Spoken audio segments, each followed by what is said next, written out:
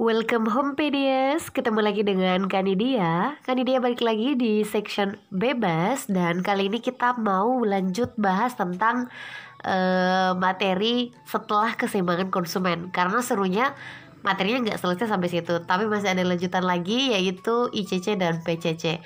Nah, jadi kalau kalian masih belum paham tentang keseimbangan konsumen itu gawat, jadi nonton dulu videonya. Linknya ntar Kanidia simpan di atas, di bawah juga. Lalu Kanidia juga seperti biasa ngucapin terima kasih banget buat kalian yang udah mau subscribe. Ya, dengan subscribe dan share ke teman-teman kalian itu memberikan dukungan yang sangat besar untuk Kanidia dan bisa bersemangat terus mengupload video-video yang harapannya bisa bermanfaat untuk kita semua.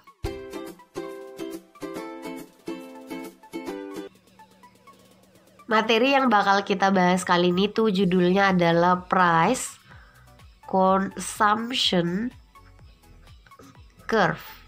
Ya, kalau Indonesianya ini agak lucu sih, karena dia sendiri bisa dibilang sangat nggak senang menggunakan istilah Indonesianya karena aneh juga kedengarannya. Ini kan dia bakal singkat dengan istilah PCC. Jadi kalau di Indonesiain itu artinya kurva harga konsumsi. Ya, jadi diartiin sesuai dengan arti bahasa menggunakan kamus banget ya. Jadi nggak ada istilah lain, makanya emang lebih laris menggunakan istilah PCC aja biar nggak ribet. Nah, apa sih PCC itu, Kak? Jadi PCC kan kemarin kan kita udah bahas tentang keseimbangan konsumen. Nah, ternyata di ekonomi kita bisa berpikir kayak gini. Loh, keseimbangan konsumen itu bisa melahirkan dua tipe. Ada yang lahir karena ada perubahan pendapatan dan ada yang lahir karena ada perubahan harga salah satu barang. Nah, kalau misalnya terjadi perubahan ini kemudian melahirkan dua kurva lagi nih. Nah, kita bakal bahas yang pertama dulu yang namanya price consumption curve. Jadi kalau misalnya kalian ada yang ditanyain apa sih itu PCC? Jadi PCC itu sebenarnya adalah kurva yang akan menghubungkan, apa sih yang dihubungkan si PCC ini? Ya, jadi dia pengen menghubungkan titik-titik keseimbangan konsumen. Ya, berarti emang nggak bisa kalau cuma satu keseimbangan konsumen ya. Ya, titik-titik keseimbangan konsumen karena ada apa? Ya, karena ada perubahan salah satu harga barang. Ini paling penting ya, perubahan harga salah satu barang. Hanya boleh salah satu aja ya, nggak boleh dua-duanya. Jadi cukup salah satu harga barang yang berubah. Nggak berubah, jadi yang lain nggak berubah, baik itu pendapatan atau harga kawannya si barang yang lain itu. Ya, jadi PCC pengen menghubungkan titik-titik keseimbangan konsumen. Nah, berarti kita harus ngeriwan lagi nih ilmu kita tentang keseimbangan konsumen. Nah, kita coba, kan dia coba tanya dulu deh. Jadi kalau misalnya langsung di sini aja kali ya, supaya mudah. Ini kan dia gambar dulu ya. Ya, sumbunya seperti biasa andalan kita coki-coki dan ini adalah cendol. Nah, jadi kalau misalnya kita dikasih tahu nih ada data, jadi kayak di sini adalah harga coki-coki. Ups, luar biasa ya. Ini adalah jumlah coki-coki. Dibuat rapi dong, Kak ya. Nah, kalau misalnya kita dikasih tahu informasi pertama nih, waktu harga coki-coki 5.000 mahal banget lah, 100, kita pengen makan coki-coki berapa ya? Anggaplah pengen makannya sampai 100 buah. Wow, pecinta coki-coki nih. Nah, kalau misalnya informasinya seperti ini, kan kita kembali lagi materi keseimbangan konsumen dulu. Jadi kan keseimbangan konsumen seperti ini nih. Ada kurva budget line, lalu ada si indifference curve yang menyinggungnya. Nah, di titik ini kan ya, di titik singgung itu kita bisa bilang, oh di titik singgung ini kita bisa tahu berapa berapa jumlah barang dari masing-masing barang yang akan kita konsumsi. Nah, kalau misalnya kita dikasih tahu, oh di keadaan pertama harga coki-cokinya 500 nih, yang kita pengen beli itu adalah 100. Berarti ini adalah 100 buah coki-coki, dan misalnya di sini kita dikasih tahu harganya jumlah cendol aja ya. Jumlah cendol ini tetap misalnya 50. Jadi ini nulisnya 50. kalau kita buat cerita sesuai dengan apa yang Kanidia ceritain di awal, itu bakal bisa jadi terjadi perubahan harga salah satu barang ya. Nah, kita misalnya anggap aja harga coki-coki yang awalnya 500 itu ada diskon dari tante-tante yang jual coki-coki nih. Jadi harganya sisa 400. Allahu Akbar, menyenangkan banget ya. Nah, kalau gitu kita bakal menambah apa mengurangi konsumsi coki-coki nih? Iya, bakal menambah kan ya, misalnya menjadi 180. Sementara cendol ya kita bakal tetap beli 50.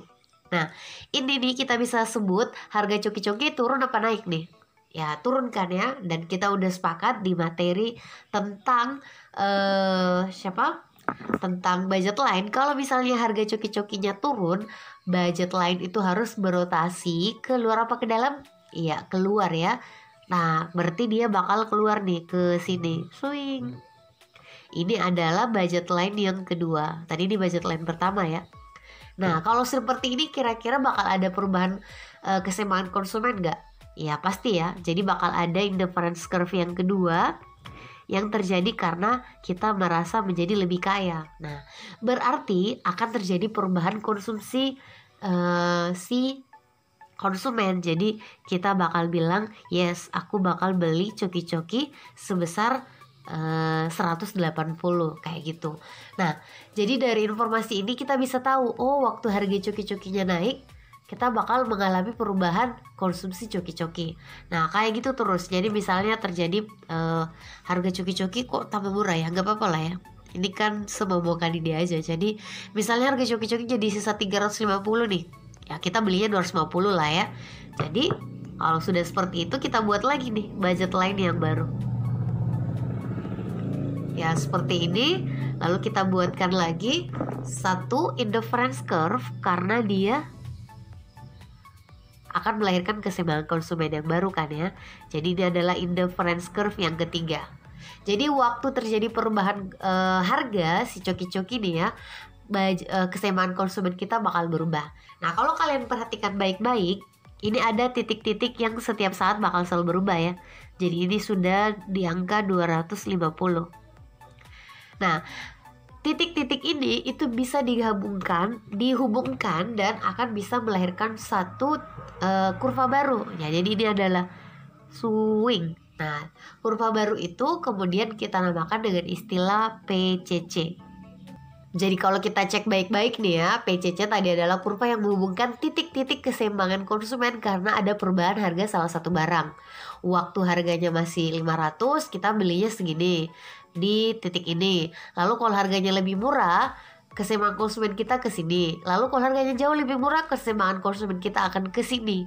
Nah, titik-titik keseimbangan ini itu bisa kita tarik satu garis yang akan membentuk yang namanya PCC alias Price Consumption Curve. Oke, jadi kita nggak bisa buat PCC kalau misalnya cuma punya satu titik keseimbangan doang. Itu nggak bisa. At least harus punya dua lah titik keseimbangan baru bisa melahirkan satu kurva yang dinamakan PCC. Nah, serunya lagi PCC di ekonomi nggak cuma selesai sampai di sini. Ternyata PCC merupakan asal muasal lahirnya kurva permintaan yang selama ini kita pelajari. Jadi kalau misalnya kita ingat-ingat lagi ya, kurva permintaan itu sumbernya apa ya? Ya sumbernya kan jumlah dan harga barang ya. Nah, kalau kita lihat cerita tadi, itu kan yang berubah harga barangnya adalah coki-coki ya. Berarti PCC ini akan melahirkan kurva permintaan individu untuk coki-coki. Dengan catatan ini adalah jumlah coki-coki yang kita pengen beli, dan ini adalah harga coki-coki yang kita rasakan. Nah, kalau kita lihat cerita di awal tadi nih ya, waktu harga coki-coki 500, berarti misalnya anggap di sini kita pengen berapa beli tadi ya. Di keadaan awal kita pengen beli 100 kan ya. Berarti ini nih, kita tarik garis seperti ini.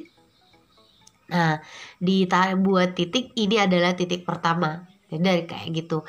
Lalu ternyata waktu harganya 400, itu kita bisa mengkonsumsi sampai 180. Dari 180 ini kita tarik garis ke sini. Nah, kita pengen mengkonsumsi sampai 400. Kak 100-nya bisa diturunin ke sini kan ya. Terus kalau 400 500-nya kok nggak diturunin dari mana ya? Nah itulah serunya. Jadi kalau pengen membuat kurva permintaan dari PCC, yang bisa diambil data dari kurva yang ada di atasnya itu cuma yang sumbu ini doang, horizontal doang. Sementara untuk harga itu dari informasi di soal, makanya harus dibuat informasi kayak gini. Lalu misalnya tadi harganya jadi 3,5 kan ya, ini 3,5. Kita pengen beli 2,5 kan ya, ini tadi nih titiknya. Jadi kita bisa tarik garis ke bawah, ini 250 ya, jadi di titik ini, ini. Jadi ada 3 titik yang kemudian lahir dari PCC yang ada di atas. Kalau kita tarik garis, swing. Nah ini udah pasti, sangat jelas ini adalah kurva permintaan kan ya, harga dan jumlah. Jadi kalau ada yang nanya kurva permintaan itu lahir dari mana, itu diturunkan dari kurva PCC. Nah kurva PCC lahir dari mana? Dari keseimbangan konsumen. Keseimbangan konsumen lahir dari mana? Dari indifference curve dan budget line. Jadi memang semenyenangkan itu materi di ekonomi. Kan dia rasa udah cukup pembahasan untuk PCC kita kali ini. Semoga kalian paham. Kalau misalnya nggak paham, monggo langsung di komen aja. Ntar kan dia coba bahasain lagi dengan bahasa yang lebih bisa dimengerti, insya Allah. Terima kasih udah nonton sampai akhir. Sampai jumpa di video Kanidia yang lain. Assalamualaikum. Tonton video Kanidia yang lain juga ya.